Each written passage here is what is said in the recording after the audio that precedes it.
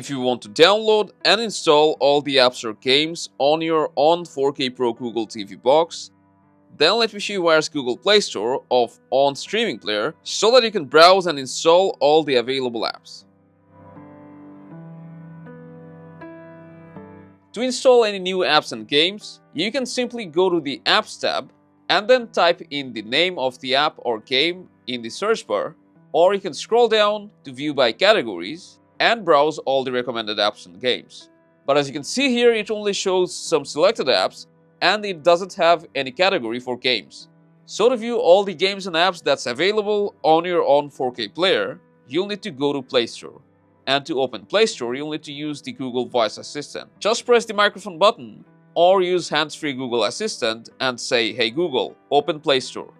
And now it will take you to Google Play Store, and from here, you can either switch to apps or games category and view everything that's available on your TV box.